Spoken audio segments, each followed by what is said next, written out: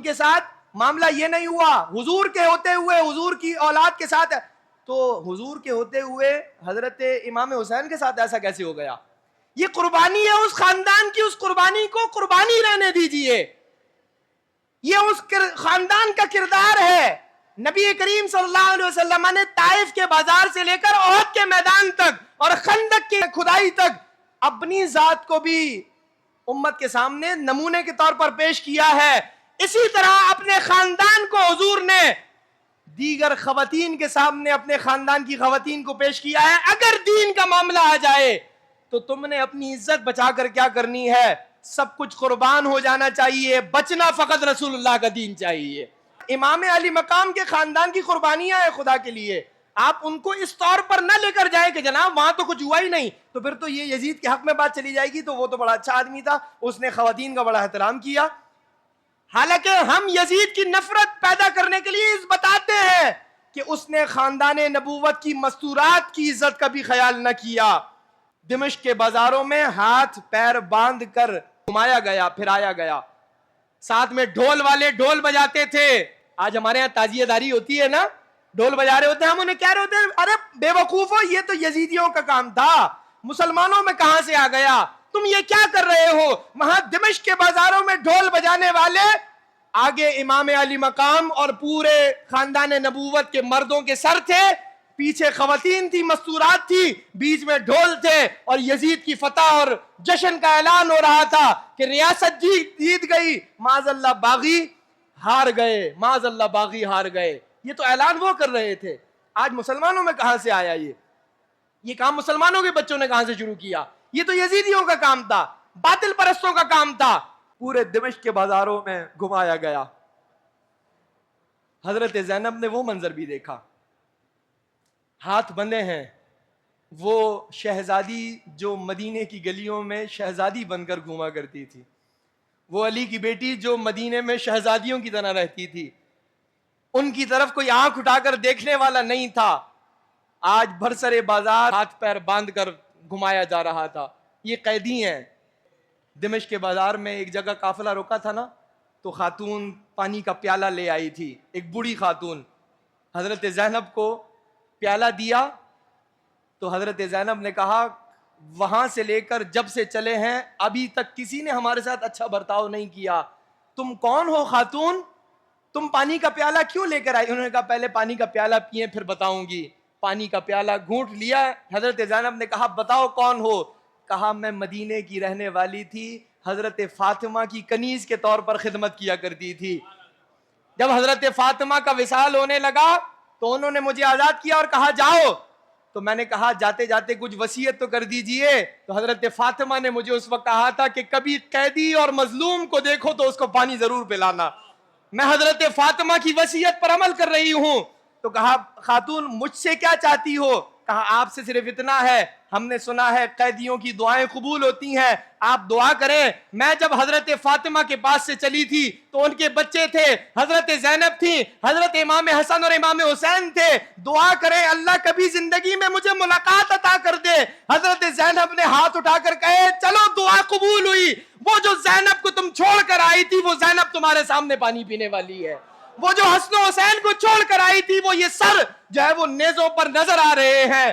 یہ وہ منظر دمشق کے بازار نے دیکھا ہے، یہ وہ منظر امام علی مقام کے خاندان نے دیکھا ہے۔ اور پھر یزید کی کفالت کرنے والے ہوشیار ہوں کہ یزید کے دربار میں جب لے جا کر ایک تشت میں امام علی مقام کا سر رکھا گیا، ساتھ میں حضرت زینب اور ان کے سارے خاندان کو بٹھایا گیا، یزید اپنی چھڑی سے امام علی مقام کے ہونٹوں کو مس کر رہا تھا، توہین کر رہا تھا اور کہہ رہا تھا معاذ اللہ کہ عزت والوں کو اللہ نے عزت دی، معاذ اللہ ذلیلوں کو اللہ نے رسوا کر دیا، معاذ اللہ ثم معاذ اللہ۔ یہ جملے میری زبان پر بوجھ ہے، میرے دل پر بوجھ ہے۔ یزید کی کفالت کرنے والے بتائیں وہ کس منہ سے یزید کی کفالت کریں گے؟ وہ ہونٹوں کو مس کر رہا تھا، اور ساتھ میں جس بنیاد پر حضرت امام احمد بن حنبل نے یزید کو کافر کہا ہے، اس کی تکفیر کی ہے کہ اس نے اپنے غرور اور تکبر میں کہا تھا کہ معاذ اللہ آج بدر والوں کا بدلہ میں نے لے لیا۔ اس بنیاد پر امام احمد بن حنبل نے کہا کہ وہ اس لمحے اسلام سے خارج ہو گئے، اس کا اسلام سے کوئی تعلق نہ رہا۔ آج لوگ تو رضی اللہ تعالیٰ عنہ معاذ اللہ کہنے کے لیے تیار بیٹھے ہیں. وہ توہین کر رہا تھا. وہاں حضرت زینب کھڑی ہوئی اور کہا اے یزید تم اس وقت اپنے زوم میں ہو, اپنی کیفیت میں ہو, اپنے بادشاہانہ مزاج میں ہو.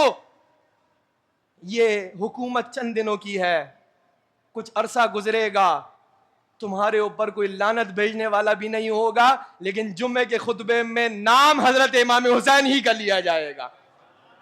قیامت تک بادشاہت حسین کی رہے گی.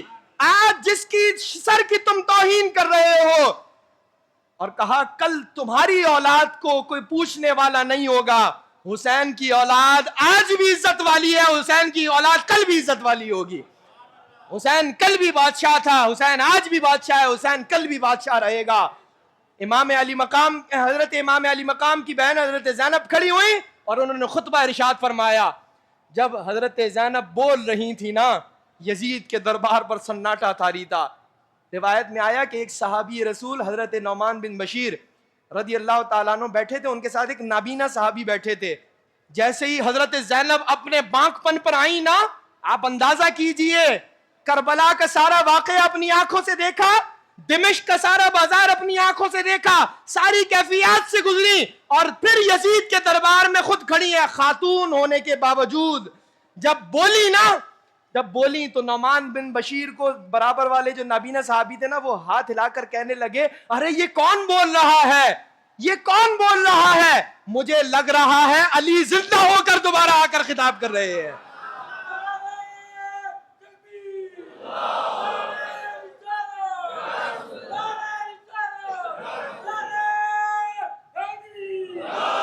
حضرت زینب کا یزید کے دربار پر علی بول رہے ہوں, جیسے حضرت علی کا گرجدار لہجہ ان کے لہجے میں اتر آیا, اور اس لہجے میں انہوں نے یزید کو اس کی اوقات یاد دلائی کہ جناب وقت بدلتے دیر نہیں لگے گا.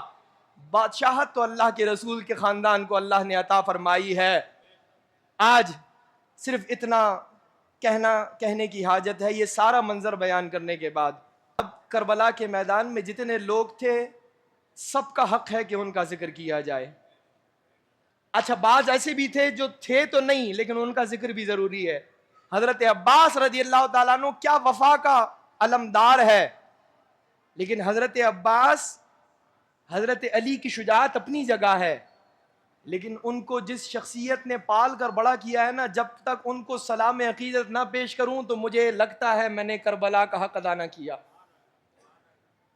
حضرت علی کی وہ زوجہ فاطمہ بنت حزام, جن کو ام البنین کہہ کر پکارا جاتا ہے, 4 بیٹوں کی والدہ, حضرت عباس, حضرت عمر بن علی, حضرت عثمان بن علی, حضرت عبداللہ بن علی, ان 4 بیٹوں کی اولاد, 4 بیٹے اللہ نے ان کے بطن مبارک سے مولا علی شیر خدا کو عطا فرمائے. جب کربلا کا سارا واقعہ, میں نے چند جمعوں قبل احد کا واقعہ بیان کرتے ہوئے ایک صحابیہ کا ذکر کیا تھا, حضرت سمیرہ کا, کہ جنہوں نے احد کے میدان میں ایک ساتھ 4 رشتوں کو قربان کیا تھا, لیکن ہر رشتے کی, یعنی کہ باپ گیا, بیٹا گیا, بھائی گیا اور شوہر گیا, 4 رشتے ایک ساتھ قربان کیے, لیکن ہر رشتے کی شہادت کی خبر پر وہ کہتی تھی اللہ کے رسول کا کیا حال ہے, اللہ میرے والد کی قربانی قبول کرے, اللہ میرے جو ہے وہ شوہر کی قربانی قبول کرے, اللہ میرے بھائی کی قربانی قبول کرے, میری اولاد کی قربانی قبول کرے. 4 رشتے ایک ساتھ قربان کیے, لیکن ان کی نظر میں کیا تھا, اللہ کے رسول ٹھیک ہیں یا نہیں ہے, اور جب تک حضور کو اپنی نگاہوں سے نہیں دیکھا انہیں سکون نہیں ملا. یہاں جب یہ قافلہ جب واپسی مدینہ منورہ پہنچا نا, تو حضرت فاطمہ بنت حزام ام البنین مدینہ منورہ میں موجود تھیں, وہ کربلا نہیں آئیں, مدینہ منورہ موجود تھیں. جب یہ قافلہ پہنچنے لگا نا, حضرت امام زین العابدین, حضرت زینب اور دیگر لوگ جب قافلہ پہنچنے لگا تو حضرت زین العابدین کو کہہ کر پکارنے لگی حسین کیسے ہیں, حسین کیسے ہیں. انہیں نہیں معلوم تھا یہ کیا ماجرا ہوا. انہوں نے کہا حسین کیسے ہیں, حسین ٹھیک ہیں.